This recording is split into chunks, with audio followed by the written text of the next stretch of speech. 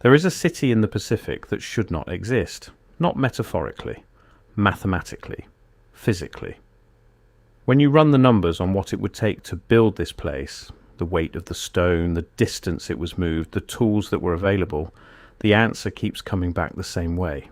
It doesn't work. There is no conventional explanation for how this city was constructed that satisfies all the constraints at once.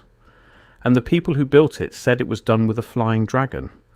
The elders of Pohnpei have been telling this story for centuries, and the closer you look at what's actually standing in that lagoon, the harder it is to dismiss what they said. This is the story of Nan Madol, the only ancient city ever built on top of a living coral reef, the city of ghosts, the reef of heaven, and the place where outsiders who opened the tombs started dying the next morning. Start with the stone, because the stone is where everything else breaks down. The columnar basalt that makes up every wall, every platform, and every tomb structure at Nan Madol had to be quarried from volcanic plugs on the opposite side of Pohnpei, nearly 25 miles away. These columns, some as long as 25 feet and weighing as much as a tank, had to be quarried, transported down from the mountains, loaded onto rafts, and floated around the island to the reef. 25 miles, around the entire coast of a jungle island, on rafts, without metal tools, without the wheel, without any draft animal large enough to pull a 50-ton column across a rainforest floor. The people of Pohnpei moved an average of 1,850 tons of basalt per year over 4 centuries. No one knows quite how they did it. That is not a rhetorical statement from someone being dramatic. That is the archaeological consensus. UNESCO, which added Nan Madol to its World Heritage List, states plainly that construction involved small island populations mining, moving, and maneuvering an estimated 2,000 tons of volcanic rock every year for at least 3 to 4 centuries without the benefit of pulleys, levels, metal tools, or wheels. And what they built with those stones is not a rough pile. Walk through Nan Madol and what you see is precision.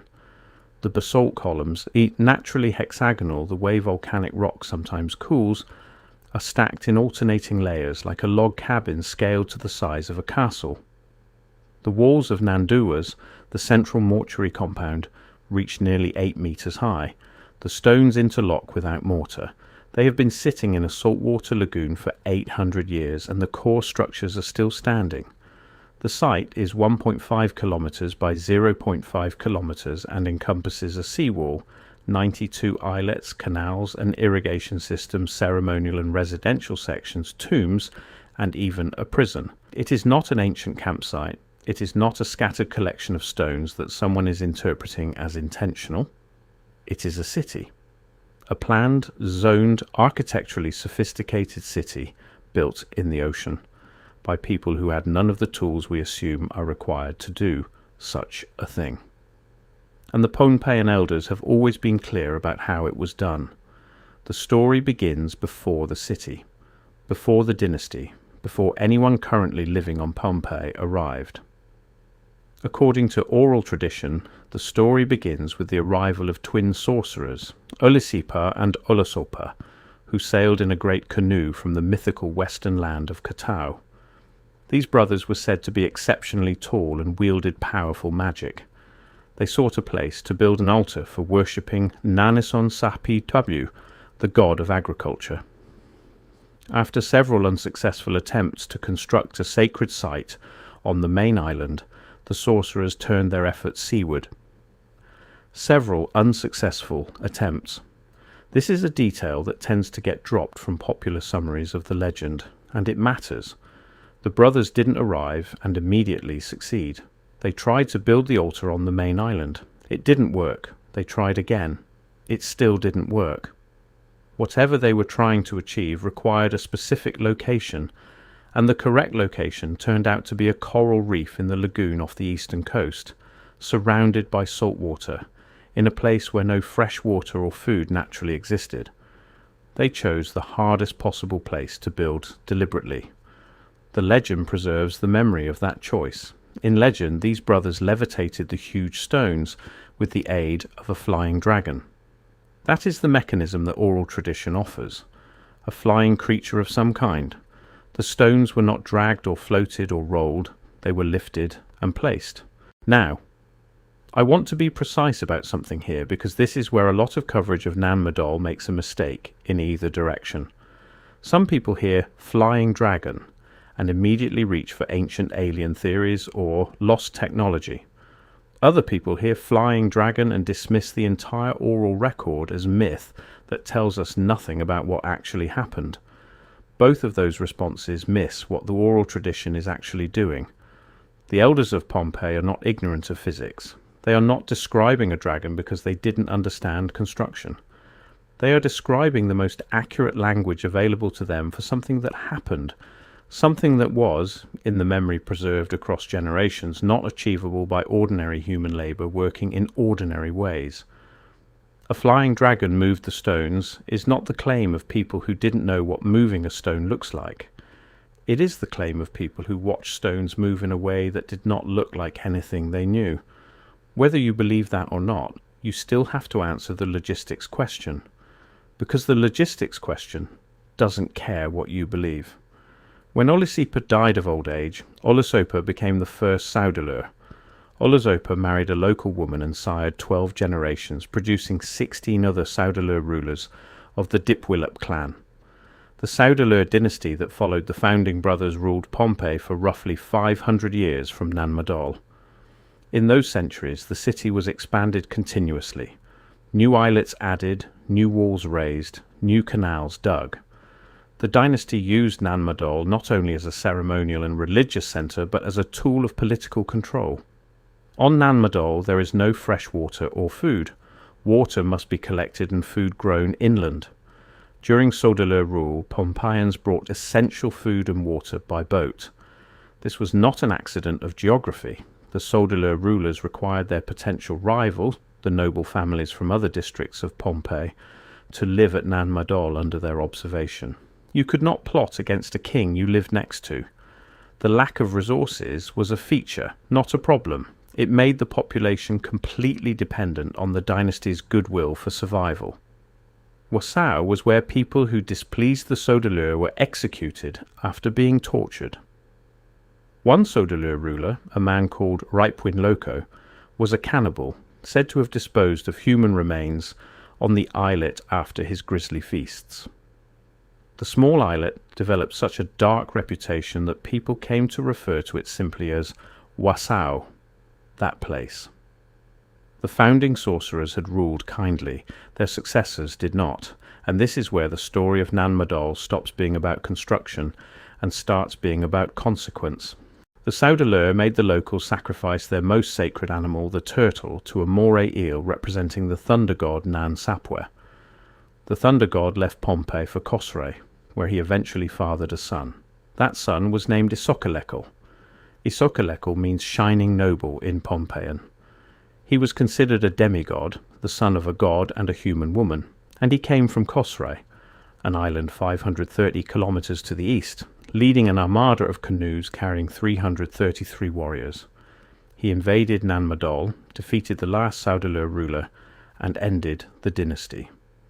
The dynasty was toppled in 1628. Isokelekel created the Nan Warki system of tribal chiefdom that has existed in one form or another to this day in the island's 5 municipalities. Modern Pohnpeians trace their lineage to his invasion. After the overthrow, the new rulers tried to maintain Nan Madol. But without the dynasty's forced labour system to collect food and water from the mainland, the city became unsustainable. The successors eventually abandoned the site, possibly due to the lack of fresh water on the islets. The mangroves moved in, the tides rose, the stones began to sink into the reef, and then Isokelekel died and was buried on an island within the Nan Madol complex. And the oral record became very specific about what that burial meant for anyone who came near it. The warning in the Pohnpeian tradition is not vague. It is not a general cultural preference for respecting the dead. It is specific, repeated across generations, and attached to particular locations within the site. To disturb the remains of Isokelekel is to risk dying suddenly and terribly. The tomb chambers beneath the ruins are where this warning is most concentrated. The elders of Pohnpei have maintained this position consistently through every wave of outside contact, through German colonial administration, through Japanese occupation, through American governance, through UNESCO designation. In April 1907, Victor Berg, the German governor of the island, explored the ruins, opened some of the tombs, and spent the night at Nan Madol. The next morning, he died. His death certificate cited sunstroke. Sunstroke. After spending the night indoors in the shelter of stone walls on a tropical island where people had been living without incident for centuries. In 1928, the Japanese excavated the tomb and found more giant remains, bones much larger than those of average humans. The bones are reportedly still there, guarded and venerated by the local community, untouched since. In 1874, a Polish anthropologist named Jan Kubary loaded crates of artifacts from Nan Madol onto a boat departing the island. The boat was shipwrecked near the Marshall Islands. Hundreds of crates sank to the bottom of the ocean, and with them went much of Nan Madol's history. And then there is the account that gets the least attention in Western coverage, possibly because it's the hardest to categorize. The Japanese reportedly sent divers to a location beneath the lagoon, a mirror site to Nan Madol called the House of the Dead, which local tradition held to exist underwater. The divers discovered what were described as platinum caskets, broke them apart and began hauling up pieces of the metal. One day, 2 members of the mission vanished. The diving operation stopped. What the divers found or didn't find was never fully documented. Whether there is anything beneath the lagoon that corresponds to what the tradition describes has never been investigated at a serious scientific level. What has been investigated using magnetometer surveys in recent decades is that there are significant anomalies in the underwater portions of the Nan Madol complex that have not been explained. The underwater sections of the site are largely unexcavated, partly because of the difficulty of underwater archaeology in a tropical lagoon, partly because of the UNESCO protected status, and partly, it would be dishonest not to say, because local authorities take the warnings about disturbing the site seriously enough that permissions for invasive excavation have not been easy to obtain. Here is the question that sits at the centre of all of this, and it is not the one most people ask. Most people want to know how the stones were moved. That's the obvious mystery. That's the one that generates the most theories and the most debate and the most videos. And it is genuinely unanswered. No proposed method for transporting 50-ton basalt columns across a rainforest and 25 miles of open water, using only the technology confirmed to have existed on Pohnpei at the time, has been demonstrated to actually work at the scale required. But the question I kept returning to while researching this is a different one. The original name of Nan Madol was Sound Nan Lang, Reef of Heaven. Not City of the Saudeleur, not Place of the Tombs, Reef of Heaven.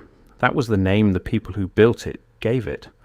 And that name suggests the purpose was not primarily administrative, not primarily political, not primarily a monument to dynastic power. It was built as a place to make contact with something above. An altar, in the language of the founding legend. A place of ritual, in the language of archaeology. A reef that touched heaven, in the language of the people who named it. The twin sorcerers from Kotao tried several times to build this place on the main island, and they could not. The correct location turned out to be in the ocean, on a reef, accessible only by water, surrounded by something that separated it from ordinary land.